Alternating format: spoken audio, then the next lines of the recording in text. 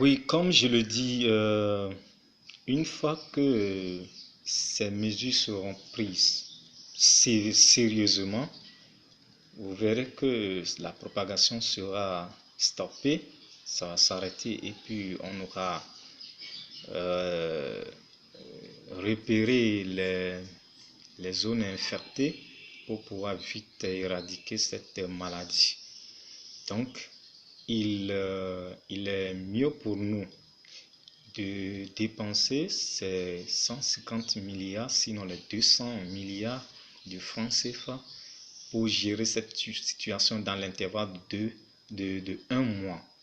De un mois, au risque de laisser cette pandémie nous empêcher de nous vaquer à nos occupations, ce qui serait pour nous fatal. Vous voyez, donc, d'après quelques informations concernant les situations au niveau des entreprises. Par exemple, si nous prenons l'entreprise de l'EVA de la Côte d'Ivoire, qui est en train de perdre 64 milliards le mois. Donc, il y a d'autres entreprises qui font des chiffres d'affaires jusqu'à 1000 milliards, au-delà même, par mois. Donc, si cette situation va demeurer pendant 3 mois, 6 mois, un an, on ne sait pas encore quand est-ce que ça va s'arrêter.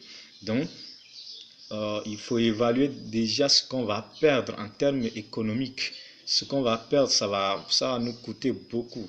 Donc, il vaut mieux que nous débloquons cette somme aujourd'hui. Vous voyez, c'est comme une mère qui est prête à donner sa vie pour que son enfant vive. Vous voyez, il faut annuler tous les autres projets que nous avons faits, qu'on a inclus dans le budget déjà, et qu'on trouve que bon, on pourrait faire ça l'année prochaine ou peut-être après, puisque il faut que les gens vivent. Il faut, il faut vivre avant d'aller travailler. On gouverne, on est président d'un peuple, d'un peuple. On est président, on domine sur les gens. On n'est pas président sans peuple. Si le peuple meurt, il n'y a plus de président. Donc, il faut penser à cela. Il faut penser d'abord au peuple, à la vie humaine. Il faut laisser de côté nos économies, nos intérêts, nos affaires qui vont nous rapporter de l'argent au risque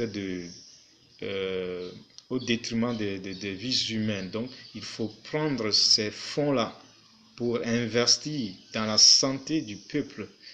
Maintenant, surtout dans ce cas de cette pandémie, vous voyez donc, c'est ça, c'est ce qu'il faut faire, c'est ce qu'il faut faire en ce moment même, c'est ce qu'il faut faire. Vous voyez, les matchs, les jeux, tout ce qui est programmé pour cette année est arrêté. Ça veut dire que c'est des milliers, de milliards d'euros, de dollars, de naira, de francs CFA qui se volatilisent, qui sont en train d'être perdus comme ça. Vous voyez donc, il faut mettre la main dans la poche. Je fais appel à tous ceux qui ont de fortune de mettre la main dans la poche pour faire sortir de l'argent, pour pouvoir bien gérer cette situation. C'est l'argent compte, c'est les moyens financiers qu'il faut débloquer en ce moment afin de contrôler la situation, la population. Vous voyez, c'est parce qu'on n'a rien à la maison. On a peur de mourir de faim. Si je meurs de faim, c'est une honte pour moi. Mais si je meurs d'un virus, d'une maladie, tout le monde saura que c'est une maladie, que c'est naturel.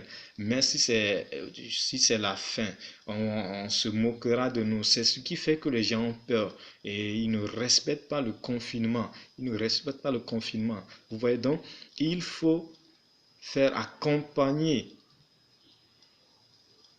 des moyens financiers, des moyens alimentaires pour pouvoir gérer cette situation de confinement. Donc c'est ce que moi je crois qui est mieux pour cette population, pour dans ce cas précis, dans cette situation exceptionnelle, pour vite sortir de cette crise pandémique, meurtrière. Vous voyez, donc c'est ça, c'est ce que je pense qui sera le mieux pour notre nation. Que Dieu nous bénisse. À tout à l'heure. Merci.